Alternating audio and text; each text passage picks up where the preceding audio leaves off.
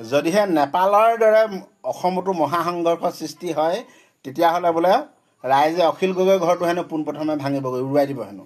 এইটো একেবাৰে মিছা কথা। প্ৰথমতে ঘৰ ভাঙিব, প্ৰথমতে ঘৰ ধ্বংস কৰিব মুখ্যমন্ত্ৰী হিমন্ত বিশ্ব শৰ্মাৰ, সেইটোহে নিশ্চিত। যি হত্যা কৰিছে তেওঁ শান্তিত জীয়াই থাকিবলৈ নাপাব এই অসমত, এই অসমীয়াৰ মাজত দেই। আৰু যিদিনাখন ধৰা পৰিব তাৰ আচলতে পিছ কাউৰীৰ ঠোঁটতো নাযাব, তাৰমানে থাকি যাব। ইমান সৰু সৰুকৈ পিছ কৰিম। এতিয়া আমাক জীৱন্ত জুবিন গাৰ্গ ঘূৰাই লাগিব আৰু 5 দিনৰ পিছত।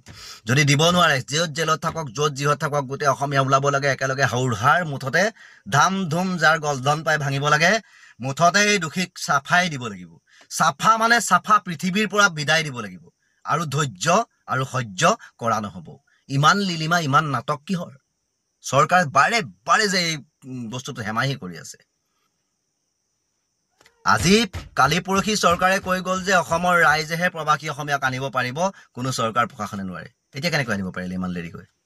মানে মেনেজ কৰি কথা বতৰা পাতি গোটেইখিনি মিলাই কৰি তাৰ পুলিচৰ লগত, ইয়াৰ লগত গোটেই আইন কানুনৰ মতে কি কৰি কেনেকৈ কি বনাবা, কেনেকৈ কি ক'বা, এইখিনি সজাই পৰা অনা হৈছে। মানি লোৱা নহ'ব, টেঙৰ আমি বুজা হ'ল। কি ভাবে চৰকাৰখনে, কি বুলি ভাবে যে নিজকে যে আমিয়েই অসমখনৰ ভিতৰত বা ভাৰতৰ ভিতৰত আটাইতকৈ টেঙৰ নেকি? বাকীবোৰ চব বুৰ্বক, সকলো বুৰ্বক মানুহ নহয়। বুৰ্বক চবেই টেঙৰ। এই একাংশ মানুহৰ কাৰণেহে, মানে একাংশ মানুহে স্বাৰ্থৰ কাৰণে বুৰ্বক হৈ আছে, বুজি পালে? ক'তো হোটেল নাই বা ক'তো কিবা নাই, পকেটত ধন নাই, বুজি পালে নাই? আহিছে বিয়া খাবলৈ, কিন্তু খানাটো কিন্তু হোৱা নাই, সময় আছে, দেৰি লাগিব, ঘূৰি যাওঁতে ৰাতি হৈ যাব, তথাপিতো খামকৈ মানুহ ৰৈ আছে যে ভোকত আছোঁ যেতিয়া আৰু ৰখাইছে খাওঁ। কিন্তু যেতিয়া ৰাতি হৈ ৰাতিপুৱাই গ'ল তেতিয়ালৈকে খানা হোৱাগে নাই, খাবলৈ দিয়া নাই, তেতিয়া কিন্তু ধৈৰ্যৰ সীমা হেৰাই যায়। আৰু সেইসকল যিসকল মানুহে ৰাতিটো ভোকত থাকিলে ৰাতিপুৱালৈকে খাবলৈ পোৱা নাই, তেওঁলোকক যদি কৈ থাকে ৰ'বা হৈছেগৈ আৰু, এই চাউলটো বেয়া আছিলে, সিজি গ'ল, কিবা হ'ল, দুপৰীয়াৰ ভিতৰত তোমালোকে খাবলৈ পাবা। কাৰণ তেওঁলোকে খাবলৈ পোৱা নাই, পকেটত ধন নাই, ওচৰত ক'ৰবাত হেৰিও নাই, চিনাকিও নাই, তো ভোকত মৰি যোৱাতকৈ আৰু অকণ ধৈৰ্য ধৰো। সেই একাংশ মানুহে ধৈৰ্য ধৰি থাকিব, কিন্তু নাৰে বাবা আৰু ধৈৰ্য নহ'ব, আৰু কোনো কাৰণত ধৈৰ্য নহ'ব দেই।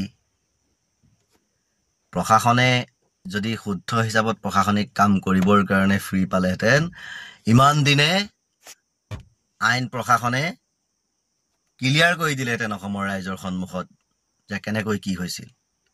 কিন্তু আজি সেইখিনিৰ পৰা বঞ্চিত কৰি ৰখা হৈছে, যে খেলি ডেইলি এটা সৰু কিবা ৰাইজক সান্তনা দি থাকা।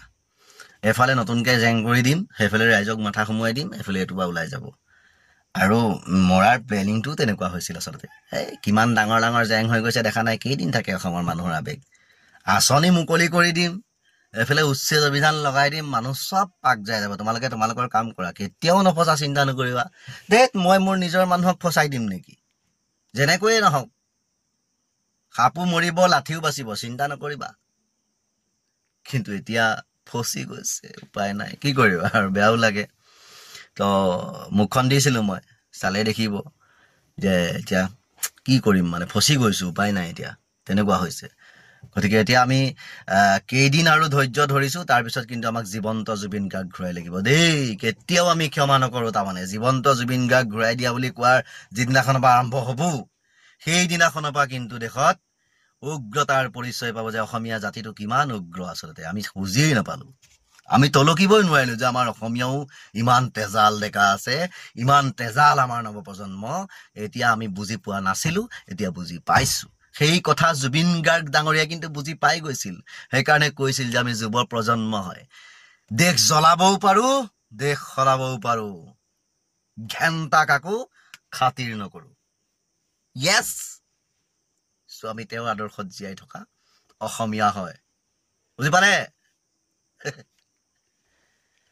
চৰকাৰী চাউল খাই শ্ল' পয়জন বহোৱা নাই গাত, যাতে আমাৰ বিবেক লষ্ট হওক। আমি কষ্ট কৰি যদি 500 টকা পাইছো, 2.5 কেজি উখোৱা চাউলৰ দাম 100 টকাহে মাত্ৰ, বহুত টকা নহয়, বৰ দামী বস্তু দি থকা নাই।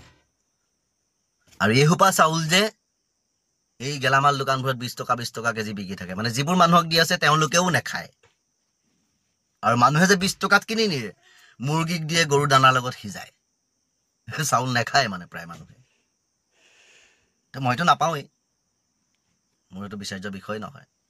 কিন্তু এইবিলাক বস্তু দি মানুহক পইচা 1200-1300 দি, পইচাৰ কাৰণে লোভী কোন? যিসকল ধৰক মানুহ নিজৰ হাজবেণ্ড থকাৰ অৱস্থাটো তেওঁ নিজেই ইনকাম কৰিব খোজে, পইচা নহ'লে কাৰোবাৰ ওচৰত কাপোৰ দাঙি দিবও পাৰে, সেইসকলৰ কাৰণে প্ৰয়োজন আপোনাৰ 1200 টকাটো। কিন্তু আমাৰ পত্নীৰ কাৰণে প্ৰয়োজন নহয়। আমি পত্নী বিয়া পাতিছোঁ যেতিয়া সম্পূৰ্ণ তেওঁৰ মানে আয়ব মাৰিব পাৰিব পৰা হোৱাৰ পিছতহে আমি বিয়া পাতিছোঁ। কিবা এটা নাই, মোৰ মাইকীয়ে ইমান দুখ নকৰে, কিন্তু চৰকাৰক নিবিচাৰে কেতিয়াও।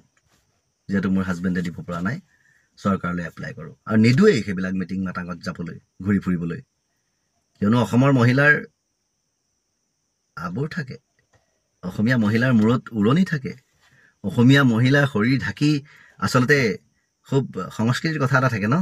কিন্তু আজিকালি অসমীয়া মহিলা এই চৰকাৰ অহাৰ পিছৰ পৰা হৈ গ'ল বুজৰুৱা। চৰকাৰী পইচা পাই দামী মহিলা, হাতখৰা ব্লাউজ, বুকুৰ ফাক জিলিকা, 1250 টকা পাওঁ দেই মহান, চাকৰি নকৰাকৈ দৰমহা পাওঁ। মই চালনি দি কোনে দিম? ইফালে গিৰিয়েকে বহাই লৈ যায়, পেটৰ এচটা যায় ওলাই, বুকুৰ ফাক একেবাৰে যেন ইয়াত কি চাল দিছে মামাই বে। 1250 টকা এফালে ঘৰত চাউল একদম জাৰ্কিন ফুল হৈ আছে, ইফালে 1250 টকা দিলে 200 টকা হাজবেণ্ডক দি দিলোঁ। গধূলি সময়ত 2টা ওলাই গৈছোঁ, শাৰী আনিব খোজ মাৰি। কোৰ জুবিন এইবিলাক বাদ দিয়া এতিয়া, সেই ৰালৈ আহাকে হাফ এটা 2টা ৰাতি খাম ঘৰত, আৰু 100 টকা মাংস লৈ আহিবা, ৰাতিপুৱালৈকে হৈ যাব, বিন্দা আছে ৰাতি। আৰু কাপোৰো একদম মানে হতকেহে পিন্ধিব সেইদিনাখন মানুহজনীয়ে, আৰু দেখি মেলি যাতে আৰু আনৰো ভাল লাগক। এনেই পইচা পাতিও আছে, আৰু পিন্ধনে উৰণে হত আকৰ্ষণ কৰক মানুহে মোক। সেইবোৰ ভিক্ষাৰীক পাৰিব কিনি ল'ব, বুজি পালে? আমি ভিক্ষা কৰি খালেও কিন্তু কাৰোবাৰ ওচৰত হাত পাতি ভিক্ষা কৰি খাম, কিন্তু কাৰোবাৰ ওচৰত বিক্ৰী নাযাম। তো ধন্যবাদ। এই পিছৰ প্ৰতিবাদ কেনেকুৱা ধৰণে কৰিব লাগে এইটো ৰাইজক কোৱা হ'ল। এই প্ৰতিবাদেই নহয়, মুঠতে জীয়াই দিব নোৱাৰিলে জুবিনক, আৰু সিও মৰিব, কথা সিমানেই। যি হত্যা কৰিছে তেওঁ শান্তিত জীয়াই থাকিবলৈ নাপাব এই অসমত, এই অসমীয়াৰ মাজত দেই। আৰু যিদিনাখন ধৰা পৰিব তাৰ আচলতে পিছ কাউৰীৰ ঠোঁটতো নাযাব, তাৰমানে থাকি যাব। ইমান সৰু সৰুকে পিছ কৰিম, কিন্তু ওলাব লাগিবই 100%। ওলাই আছে, কিন্তু তাক ঢাকি থৈছে, ঢাকি পেলাই পোহৰটো কমাই দিয়া আছে। অকণমানকৈ এতিয়া আমি একেচাতে উলিয়াই পেলাই ঢাকনটো দাঙি দিম, দাঙি দিলে জল জলকৈ মানুহৰ চকুত ধৰিব, তেতিয়া চবেই ই আৰু ঘটনা কৰিব বুলি বধি দিব পৰা হ'ব। আমি ইমান চিন্তা নকৰোঁ, 5 দিন ধৈৰ্য ধৰিছোঁ।